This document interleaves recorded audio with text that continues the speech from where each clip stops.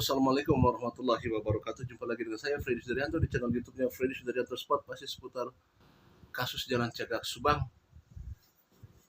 Masalah saksi yang sudah 106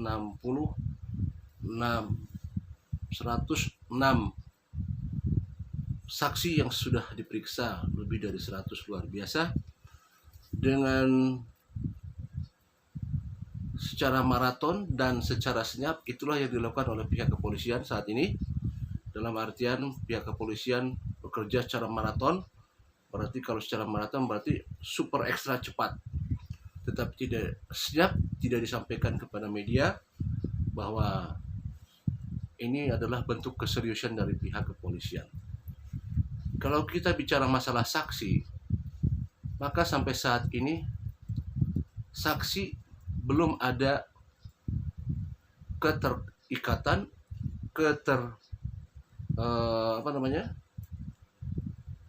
tidak ada indikasi ya sampai saat ini.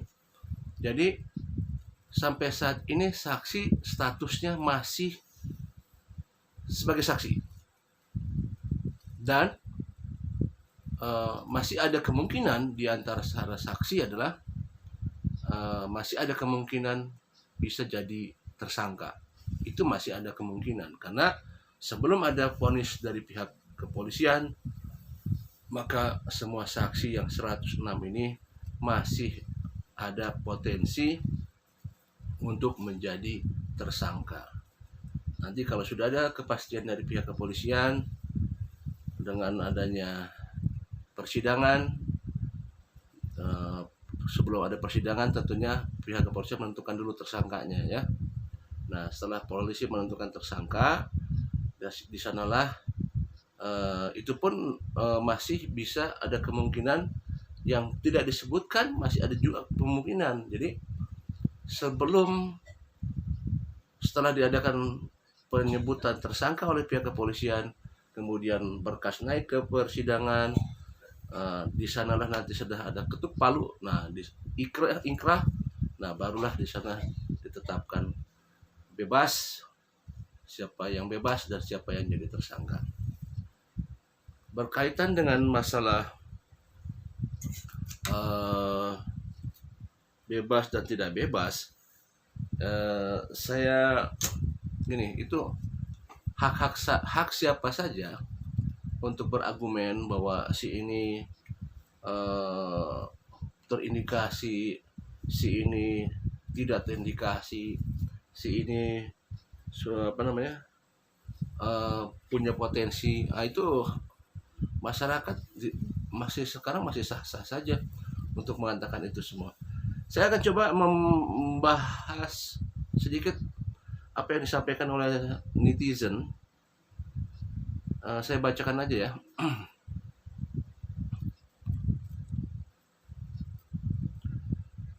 Wahai kalian yang bilang kasus ini akan sengaja dibekukan dan coba membenturkan masyarakat dengan kepolisian, jika polisi belum memberikan keterangan, bukan berarti mereka kesulitan, tapi biasanya operasi senyap sedang dilakukan. Yang ya betul memang ya. Jadi sampai sekarang memang pihak kepolisian masih melakukan kerja senyap ya, operasi senyap ya.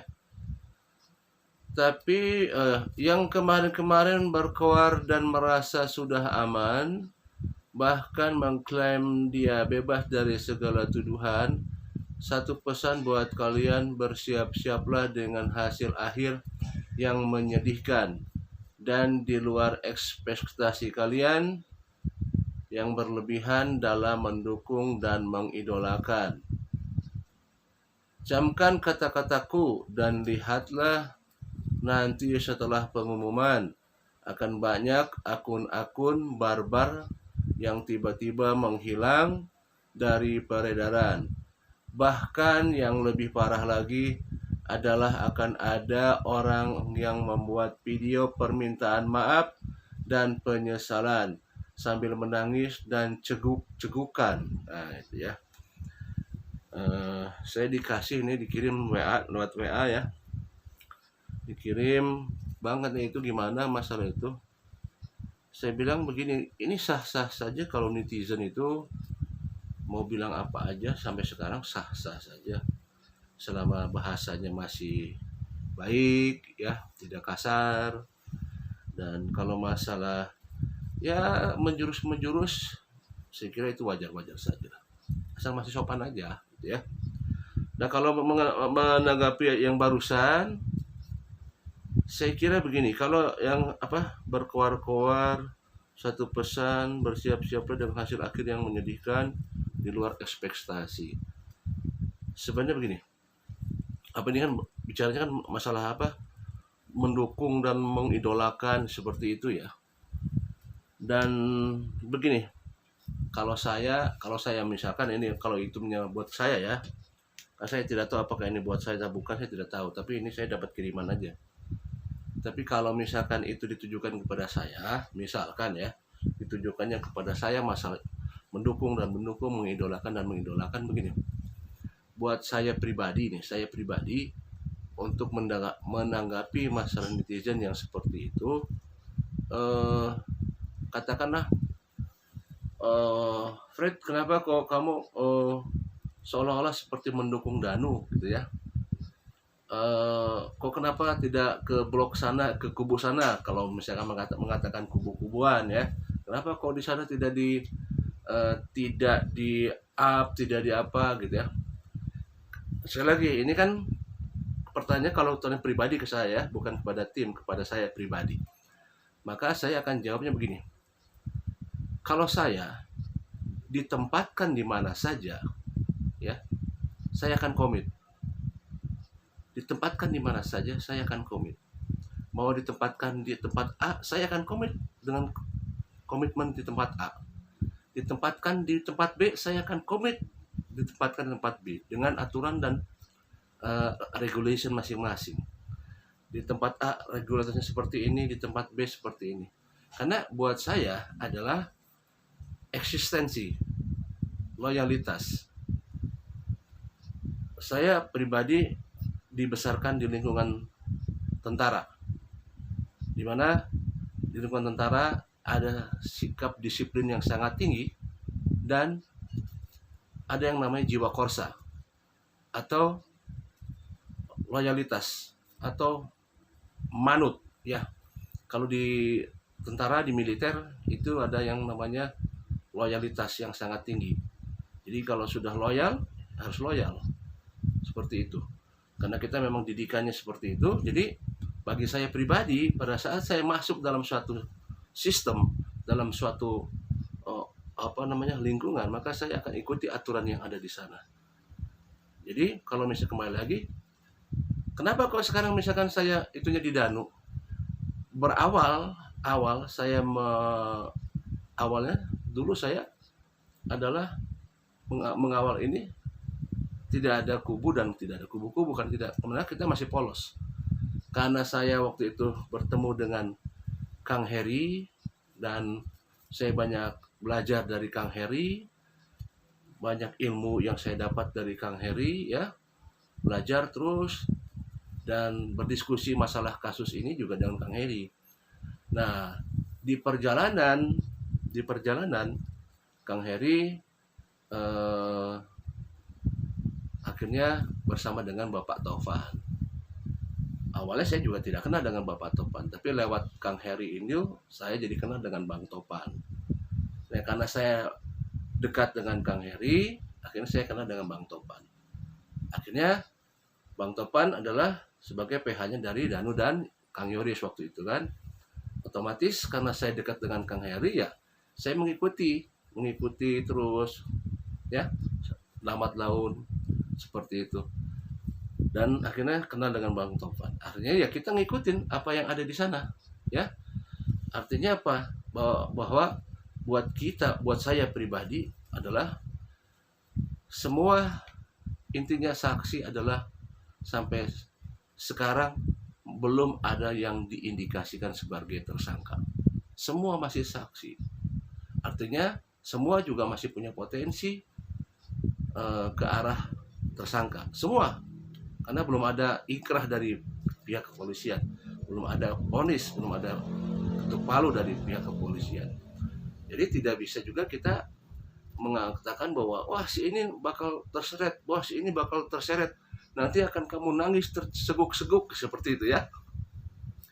Saya kira tidak begitu. Kenapa? Kalaupun misalkan nih ya, di perjalanan, di tengah perjalanan pihak penyidik ada dengan bukti dan sebagainya kemudian mempersangkakan seperti apa yang disampaikan oleh Bapak Tokpan waktu itu pernah, bahwa kalaupun harus terjadi itu ya harus tetap dalam pengawalan sampai akhir ya, sampai akhir terus tidak akan berhenti pengalaman, karena ini ada namanya eksistensi dan loyalitas seperti itu ya, termasuk saya pribadi sama seperti itu. Karena gini, pengawalan itu ya tidak mesti kita harus pada saat mengawal sekarang, karena pengawalan itu adalah berbentuk motivasi, membentuk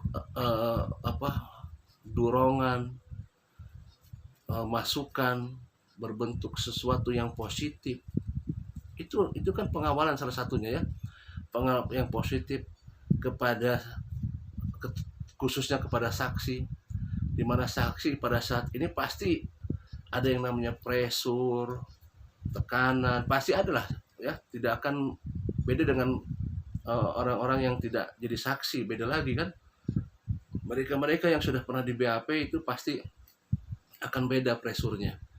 Nah, tentunya kita memberikan motivasi, pengawalan, motivasi, termasuk siraman rohani juga ya, itu kita berikan kepada saksi. Pertanyaannya, loh kenapa kok hanya ke Danu aja Fred, kenapa nggak juga ke pihak sana? Nah permasalahannya gini, bukan ke sana, karena kita memang satu adalah akses yang memang kita tidak bisa ke sana ya.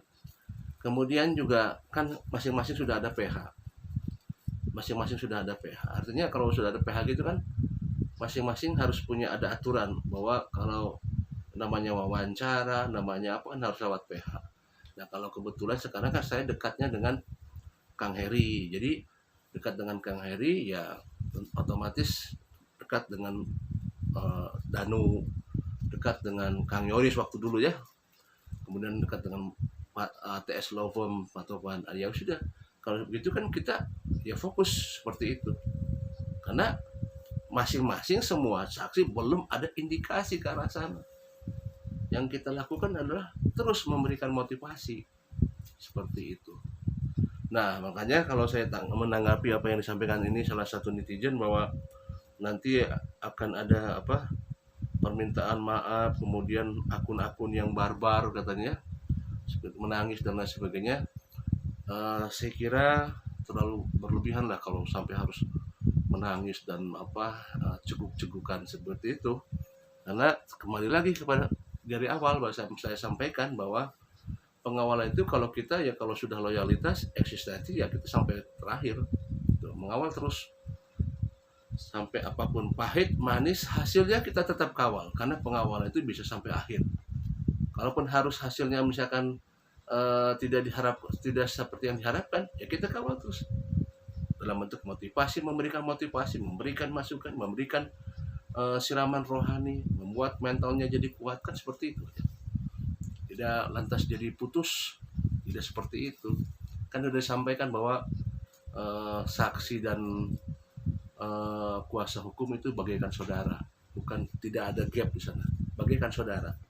Jadi seperti saudara, kalau udah seperti saudara kan sama-sama saling mendukung seperti itu. Nah demikian paling saya membahas masalah ini, karena ada rekan netizen yang memberikan WA ke saudara saya untuk menanggapi daripada apa isi daripada WA tersebut. Insya Allah kita istiqomah, kita konsisten, eksistensi, dan kita loyal. Insya Allah. Kita berdoa kepada Tuhan yang Maha Kuasa, semoga kasus ini cepat terungkap tentunya. Dan kita yakini bahwa tidak ada kejahatan yang sempurna. Kita yakin semua. Dan tidak ada kejahatan yang tidak meninggalkan jejak.